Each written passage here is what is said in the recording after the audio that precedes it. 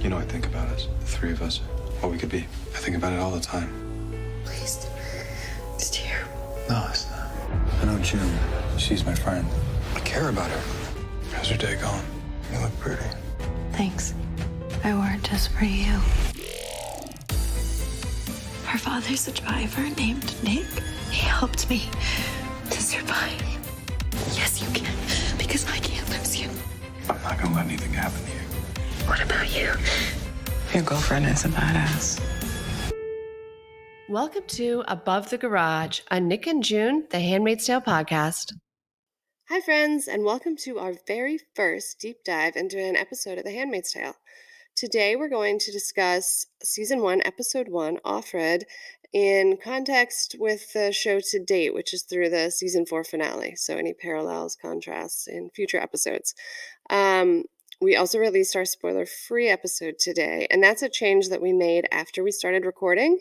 We realized that we had a lot more to say than we had expected, so instead of having one episode that's half spoiler-free and then half spoiler-full, we decided to just make two separate episodes.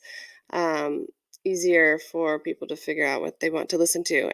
But as a longtime fan, I suggest listening to both the spoiler-free and the deep dive.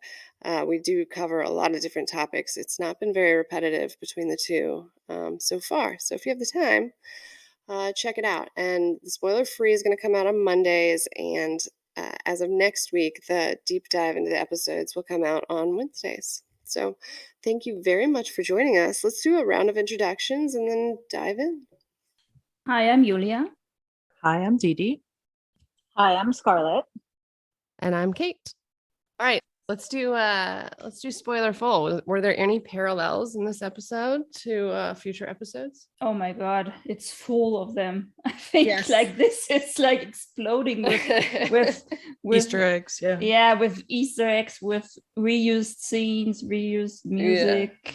Like, I'm kind of Like, worried in future episodes there won't be that much discussion we want to have spoiler full. I I'm will. sure there'll be some, but this one is like crazy. The biggest thing that just stuck out to me was Nick, my sweet, long-suffering son, my poor child. He has been through some shit, and you know, when the other handmaid dies, can I say anything here? We can say Anything you anything about want. anything. Yeah, about each other. anything that This happens is the fun part. until Freeing. Oh my God. I don't know how we spent an hour on the other part. I swear to God, like, how did we even do that? So, right, we're all like, I don't know what's going to happen here, you know?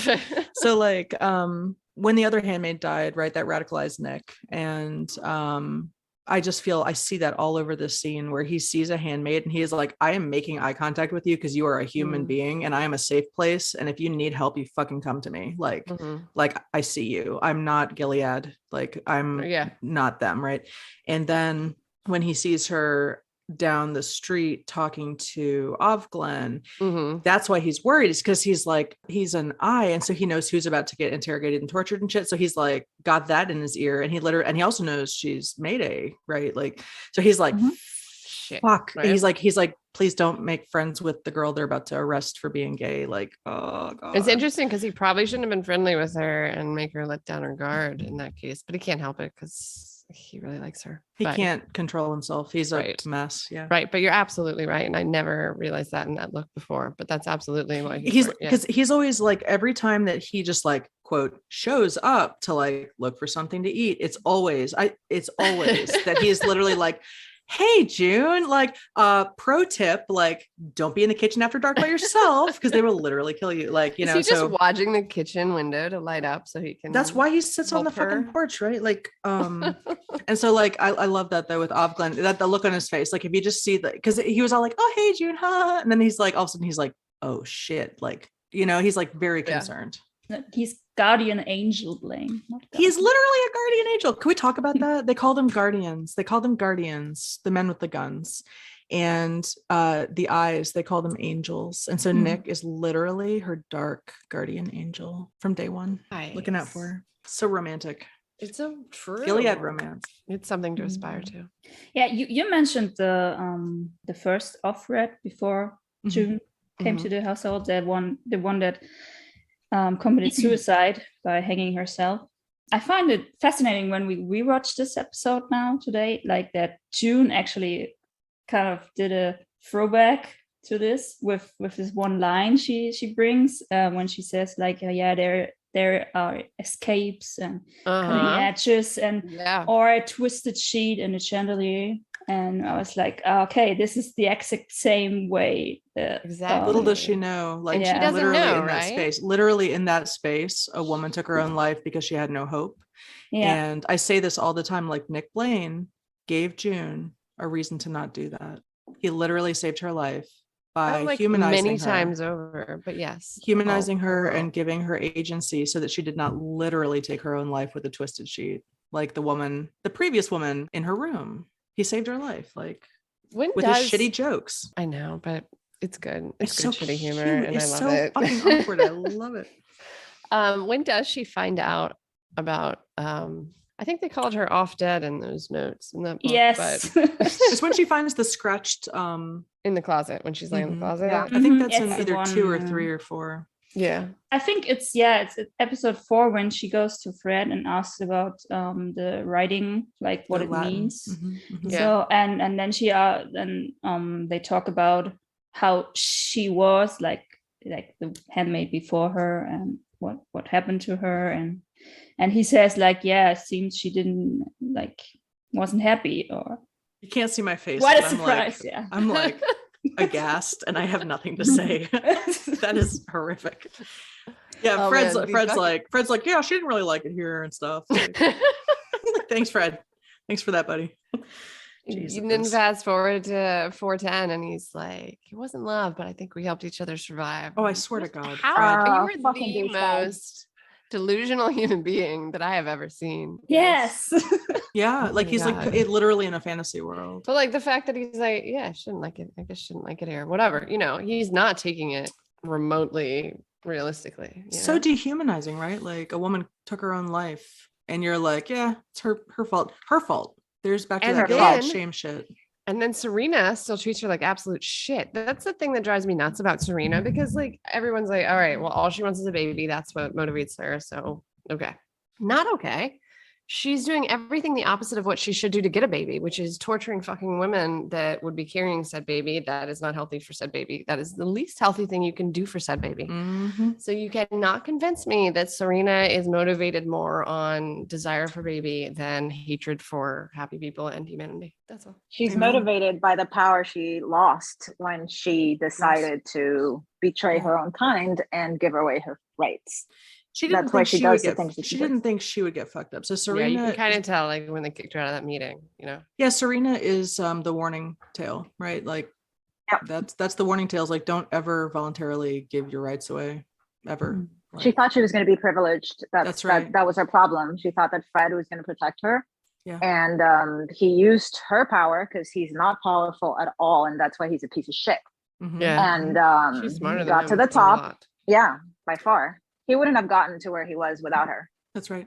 She wrote the propaganda. She convinced the women. She wrote A Woman's Place. She created the narrative that sold it. Yeah. And then it was used to enslave her. And that's why she's livid. She's furious. Mm-hmm. Yeah. And she takes it out on the women that she thinks are the enemy, that have what she can't have. Just like June said, you're empty. You're always going to be empty. I'd like to once again repeat my call that everyone recognized that in the original story of the books and in the first movie, Serena is postmenopausal, white-haired with a cane, which makes it much creepier that she's trying to steal a baby and shit. Like, yeah, it's like, okay, grandma, like this is really not cool. Like, it gets a little bit like Serena's so, beautiful and sexy and strong and fierce. I think a lot of people get kind of stuck on those visuals, but she is just like this cold-hearted, withered old witch. She's in a hell of her own creation. Yes. She can't fucking read. She's a writer and she's not allowed to read. Like, how you like them apples? Like, you fucked up big time, buddy. Like, kind of interesting that she's a writer and June's a book editor too. Yeah. Yeah. I don't know what to make of that, but it's interesting. I found this parallel on the rewatch today. I've always been fascinated by June's motherhood in a way. And the first scene when she bumps the car and they take Hannah out and she's talking to Hannah, they're supposed to be petrified, but she's still talking to Hannah like a child, like nothing's wrong. I know. Such a I good noticed mom. that. Oh my God, the And courage. Such a good mom. Oh, that and would she not be me. I'd be fucking and she run. does that in season 2, episode 10, which for me is the worst episode. And every time I rewatch, I ugly cry because it's when she sees Hannah. Mhm. But when she's in the tub getting cleaned for the ceremony, she says that line, like they clean me up like a priced pig, which is in the book as well. Yeah. She's also going on her voiceover. She's thinking about Hannah. And the last thing she says is, please God, let her remember me. And it's one of the things that I think she cares more about, because if I go back to episode 10, season 2, the first reaction that Hannah has when she sees June is she hides behind Martha. And I'm sitting there like, heartbreaking. are they really going to fucking do this? I know. And have Hannah not remember her mother? Like for me, that would have been almost unforgivable, because it's like, how much more suffering can this woman take? Right. Obviously, we see the scene. It's good. Depressing as fuck. Oh yeah. And then we go to season 4, episode 3 in the bridge. And that's what June tells Nick. My baby doesn't know me. Yeah. So That's like for theme, her, it came full circle that Hannah just doesn't know who she is anymore. And that's so fucking sad. It's kind of I hope it's not true, and that's what Nick's trying to tell her, but kids start really remembering things around that age, right? Like 4-ish. Yeah, I mean, I think like when we read the script, it said Hannah was 3 when they got captured. Right. Like June was 28, Luke was 27, and Hannah was 3, and now she's 6. When she comes to remember that. Like, she comes to the it's a very real household. fear. Like, do you guys remember when you were 3? I don't. Like, I remember some like images. I remember like my parents changing clothes stuck with me. I remember I have like some images. Yeah. You know what I'm saying? I have Like no grass. idea what age it was either. So that's right. Exactly. But you don't remember narratives or like, was this a good or a bad person, or like, my kids remember more, but I think it's because we take so many videos and they see them now on like iPads. As a 6-year-old, they're seeing the evidence. Yeah, it's different than us. But it's a very realistic fear, and I've thought about that a lot. I don't know, recently actually, and it is sad and it's like scary. It's such a beautiful. It's so simple. Like that has always stuck with me, that they tore her child from her arms. Like we talked about at the beginning. Like, I mean, there's nothing more horrific. And more horrific than the rape. Yeah. Oh God. Of course. Like, there's literally nothing more horrific. That's what breaks her. Like, you know how Nick's like everybody breaks, and June's all like, not me. You can take all my fingernails. Not me. You can waterboard me for days. And she doesn't fucking break because she's such a stone cold badass. She's so strong. But if it came to hurting her child, that is not who she is. She is all about the daughter. It's sacrificial. And so that's why it was such a mind fuck for Lawrence to know that that's the way you break somebody, a mother. And dead ass accurate. If you said to me, like, we're going to hurt your kid, I'd be like, I'm out. Like, whatever you want to do. Ultimately, as a mom, I think that the most terrifying part of existence is the fact that I will protect them from anything that I can. And I know that I cannot, there are things that could happen that I could not protect them from. And that is what I'm terrified of more than anything on the planet. And that's what this story is rooted in, is that it's so visceral, right? It's so relatable for women. It's just and also like, check this out while we're vibing on that, like with the ceremonies, this is later in the story when she actually gets pregnant. I remember being so disturbed, like in season 2, when we're getting to the point where her baby like is going to be taken from her again, from her arms. Remember like when Janine has a baby and they like take it, and Janine's like hysterical, like, yes, and like the baby's failing to thrive. It's wasting away in the hospital because it doesn't have its mama. Like, it's simple. It's it's like if you take a baby bear from the mama bear, and then the baby bear like won't eat, and it's like wasting away. It's like it needs to go back to its mother, is what this is. Very simple biologically. And she's singing to it, and the baby wakes up, and she takes off all the protective clothing, right? Because and she's just an actual mom that's going to actually do anything in her. Whereas Mrs. Putnam is all like, boy, she cries a lot. It's like, because oh God, that scene where Serena sticks her barren, dry tit in the baby's mouth and the baby's hat, like that. I couldn't watch that. I literally, again, I get what they were doing, is she wanted that experience, but that's exactly Serena. Serena wants the image of motherhood. Serena wants the status of motherhood. Serena wants the but not the illusion of motherhood. Right. But it's like, also you're tricking a baby and putting a dry tit in its mouth. Like, you're stealing this child from this woman. And so anyway, it's also like the scene when they find June after she gives birth to baby Holly, and she's in the red center and she's not giving milk, I think, and then they bring the baby to her. she lactates. And June's reaction was like feral. How do you pronounce that word? Animalistic. Yeah, feral. Thank you, perfect. feral.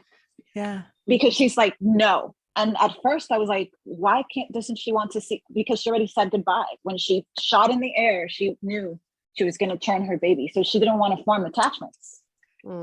So, I can't do this again. I can't do this again. Yeah. Thank you. God, that is just, anyway, I don't want to get into too much. And we just seen her do it again with Hannah. And that is one of the most upsetting scenes. And the way that she's clinging to Nick and just like, totally. I'm saying she had just that was had awful.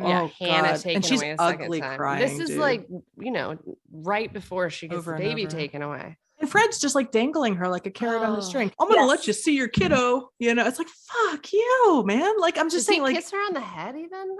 Like a child. Yeah, good girl. like a child. Fred's like, sorry about the rape, honey bun. It's a different rape. Yes. And when we saw it, it was like so much worse. I mean, I was like, oh yeah, it was so much worse, but it's still pretty much the same shit. But it's interesting though that it was so much worse for her. That always intrigued me in a sad way, that they have brainwashed her enough to think there's a difference between this and that, even though there really isn't. Correct. She's been raped. She wasn't expecting it either. Forever. Absolutely. Like, and her feelings matter, and she feels like it's worse. It is worse. However, that makes me sad that she has been brainwashed even a little bit to feel like every single one wasn't that vile, and that's why it's important for us to talk about it. Like, they're all that bad. What I was talking about, the motherhood aspect, like in that scene when she's with Hannah, you see the desperation on June's face. Like, she just wants to take Hannah and go, but she doesn't want to scare her. She's fidgeting with her buttons and she's talking to her, and Hannah tells her that she's basically mad. She tells her, why didn't you try harder? Which is gut-wrenching for any mother to hear. And I'm like, how is she fucking keeping it together? That's exactly what kids say. That's how kids talk. My kids talk like that all the fucking time. My kids all day, they're like, usually you're a good mama, but then you yell sometimes. And that makes me very sad. And I'm like, I got a lot going on, but I'm gonna try better. No filter. Yeah, no, they just tell you, they're like, you can't yell, like you're hurting me because you let the bad men take me. And June's like, I fucking know that. And she, like you said, the superhuman strength to be that triggered and that desperate and holding your mom mask. And what does she say? She's like, I need you to keep yourself safe, because she knows she won't be there to do it. So she's like, play the game, just like Moira, just like Offglen, right? Just like Nick, like, I'm trying to keep you alive, play the game. Do not get in trouble with these people. And she lets her go. Yeah, but she also knows that Hannah's getting older and older, and she will, be read off. It's stressing me out. Every day that she ages, yes. So the biggest. How about we talk about salvaging this again? What is the word? Particicution? Is that the other? Yeah, particicution, I think. Group execution. Participate in execution. Oh, that's how they got it. Wordsmithing. So, but salvaging is the same. We can say salvaging. Okay. Yeah. So obviously the biggest parallel was the end of this episode to the season 4 finale. So we learn at some point, I don't know if it's in the show or the book even, but that Fred is the one that created the salvaging system, so that handmaids they're the executioners of the state too. So there's sex slaves and executioners. It's unique. It's uniquely Fred's imagination that brought this to life. And so it takes his life away. And I love that. So, and if you actually watch these two scenes, June takes the first kick, and it's very similar to me from the full circle salvaging of in season 1 to Fred's initial kick of death.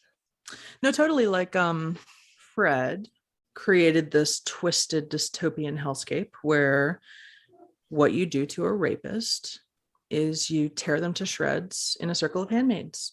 And so June honors Fred's request and executes him in exactly that fashion in 410, which is just the most poetic, beautiful, cathartic, healing. I mean, like, It couldn't be more perfect. And it's like, we needed that actually, like even on this podcast, and we're longtime fans and we talk about this literally all day, every day. Like it still disturbs me. I'm still sitting here with my adrenaline's up because we were talking about this dark shit, right? Like, but they worked up to a catharsis, and like it takes 4 years, but like they get there. And you know what? Yes, Fred, we know what to do with rapist motherfucker. Come here, babe. And then she's like, hey, Nick, I need Fred. And he's like, I got you. I got you, baby boo. And then he like pops a little collar and he like gives Lawrence a call. And he's like, look what I brought you, sweetheart. And she's like, I fucking love you. He's like, I know you do. And she's like, your jokes are still really shitty, but you're really cute. So I'm going to keep you around. God, like that line at the border, I'm afraid the eyes maintain tactical control. It's like, no, the eyes are above the commanders, and the eyes are watching the commanders to make sure that because the commanders break their own rules, and they murder Kiss. And then she rips, oh God, what's it, like a gun and a whistle? Yes. Yeah. And the scripture, what he reads, the scripture that he reads, I don't remember exactly what God the is word not to it be is, mocked. Yeah. I love how Nick can quote the Bible on command, because he actually is a man of God and he knows what is sacred and what is evil. And the whole time they're like twisting Bible shit, and Nick's just like, that's not in the Bible. Doesn't like, Price, doesn't he like miss? Fucking love that line. He's like, you know that's not. And Price is like, you're right. And he's like, yeah. Anyway. Yeah, I also love that in the end of this episode, supposedly this person is being killed for raping a handmaid, right? Which is exactly why June is killing Fred. Yeah. And like you said, rape is rape is rape. That is rape. That is why he's being killed. And I love that.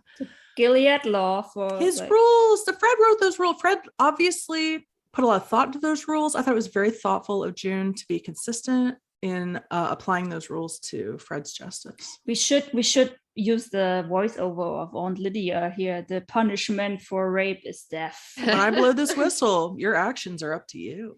I got goosebumps. That shit. That was, thank you, showrunner, thank you, writers, thank you, actors, for that. Yes, thank you, yeah. thank you for that. This is literally the only. There's 2 TV moments in my life where I was jumping on the bed. I was literally, my hands were in the air. I was like at a rock show. I was like, fuck yes, like, you know. I was cursing and screaming a lot. Me too. It was so good because like.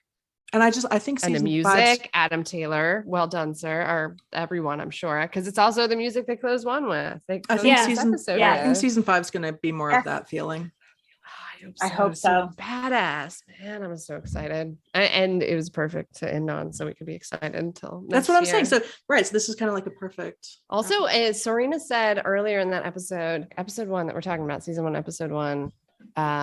This is my husband till death does us part. Like, I don't want you to get any ideas. If you give me trouble, I'll give it back to you. I'm interested if that comes back in season 5. I'm not saying I want to see much Serena in season 5. I love you, Yvonne. You're amazing. But I just thought it was interesting that she literally discusses like, we're married until death does us part. And then June does that marriage part. I think it's Tuello's baby and Serena's belly. I'm just gonna say I'm not into. I just would love. I would love for Serena to be fucking around behind Fred's back. That would be chef's kiss. It's. I feel like it's not unlikely. That was a weird conversation between them in 10. Yeah, a little bit intense, kind of like a lover's quarrel. I'm just saying. Weird.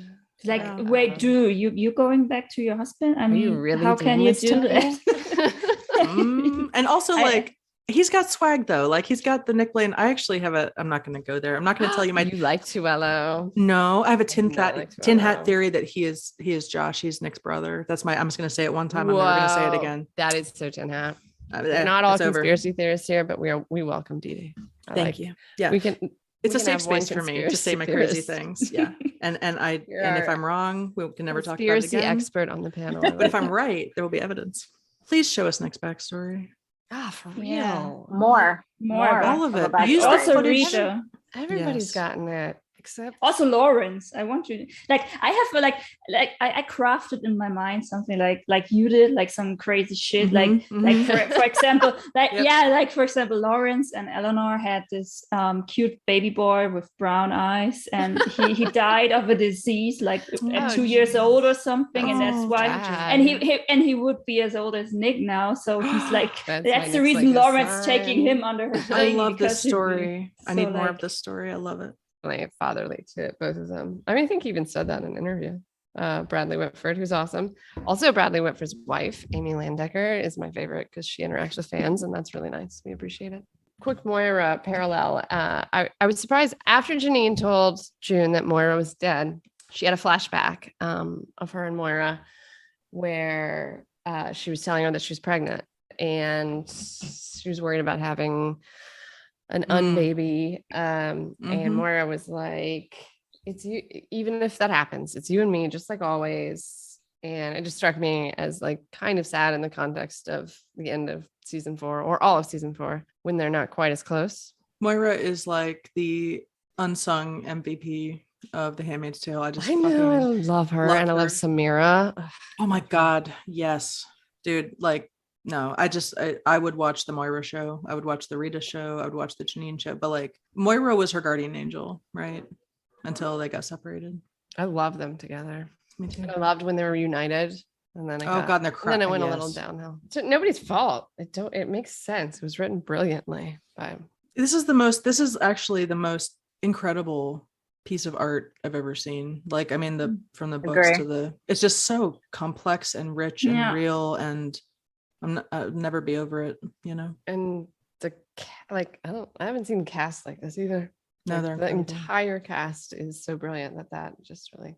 We can't wait. Show. We're basically like sitting here like salivating, like we're just trying to bide our time and not go completely insane. Yes, that's why we're doing this. That's what we're doing. We're like June in her little drab room, staring out the window, like, okay, should we talk about episode 1 again? Should we start at the beginning? I'll start at the beginning. You know, like we just need something to occupy our minds because we're so ready.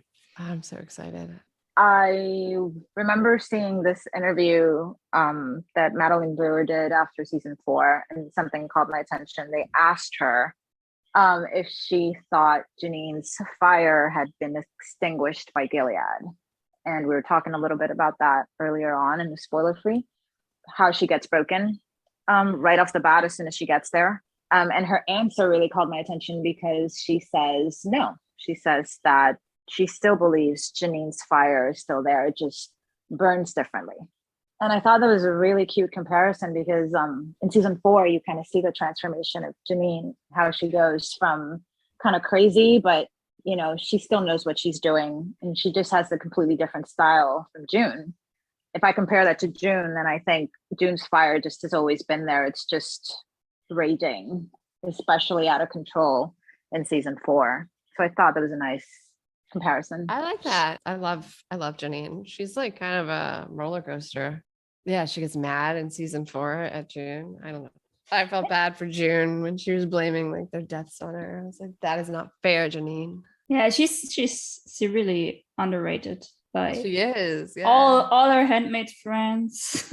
Oh, can't. But everyone, and almost adorable in that episode. In the episode we just watched, by the way, I meant to mention this earlier and I didn't, but I think Alma's the most adorable character. She never like does the Gilead talking thing, dude. Like now, I feel like every time we say these people, I want to like pour one out for Alma. You know, I'm just like I want to just like take my water and just like pour one out for Alma, pour one out for. I mean, that was just that got the goddamn train, dude. Like they got done dirty. It's not right. I'm still grieving you, Alma. I haven't forgotten. We've been talking a lot about the script, and the salvaging. And the original script of the salvaging was a little different. It was not just this one guardian who was going to be executed by the handmaids, but also like 2 handmaids who were hanged there. Yeah. They all had to pull the ropes. Yeah. They had names, and Aunt Lydia described their wrongdoings. And the first one, she was hanged because she had an affair, or she seduced a guardian. Okay. So it's Nick and June. Yeah. And the second one was hanged because she had an affair with her commander. And I felt like, oh my god, this is like she's like hanging herself. This is if they would have just kept it in the episode. Wow, yeah, that's like, really intense, man. Thank you for bringing that up. And it was like very, very interesting. It's like kind of a warning, and also like it's a foreshadowing for like what will happen to June. Like because I thought I was actually afraid that they go, because I didn't read the book before I watched the show, so I was a little afraid that they would go like a Stockholm syndrome, Fred and June romance. Oh God! I'm eating my trash can. It's clear in the book that like that's also how they get rid of rebel dudes. So if the eyes kidnap a man and he turns out to be Mayday, which is the rebels, what they'll do is they'll drug them heavily so that they can't fight back. And then they'll toss them in the circle and say, like, he raped a handmaid. Yeah. Obviously, the girls are going to tear them to shreds. Like, right. Because they're being raped monthly. And so I think in the book, there's, I don't know if they do this in the show, but like in the book, one of the handmaids who's also a rebel, like rushes forward and like starts really trying to kill the guy quickly. And she whispers like, he's one of us to June. Like, I want this to be quick. I don't want this to be the slow down. Like, I'm trying to help my bro, right? You know, he's not getting away. So let's make it quick. This is a warning for June. Like, don't get involved with either of those or you will be hanged as well. They did a great job with that in terms of it's kind of like Janine, right? Janine's the warning shot with the eye. Like, it's when Nick's all like, we should run away somewhere, and then like Eden and what's his ass, Isaac literally run away, and then they get drowned in front of everybody in a pool, and Nick's just like, I would like to retract my prior statement about running away because everything fucking sucks and I hate my life, you know, like. So yeah, that's beautiful. I would kind of, there's all these details. God, it must be hard to have so much beautiful detail you could put into a show in just like limited time, you know? Yeah. Like, what do they pick? Okay, I think that's a wrap on our very first deep dive into an episode of The Handmaid's Tale.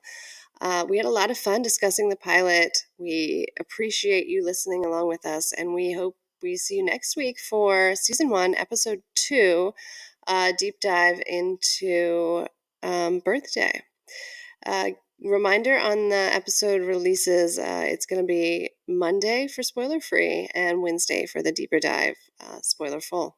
So thanks for hanging out with us today, and we hope we see you next week with Above the Garage. You know, I think about us, the three of us, what we could be. I think about it all the time. Please. It's terrible. No, it's not. I know June. She's my friend. I care about her. How's your day going? You look pretty. Thanks. I wore it just for you. Her father's a driver named Nick. He helped me to survive. Yes, you can, because I can't lose you. I'm not gonna let anything happen to you. What about you? Your girlfriend is a badass.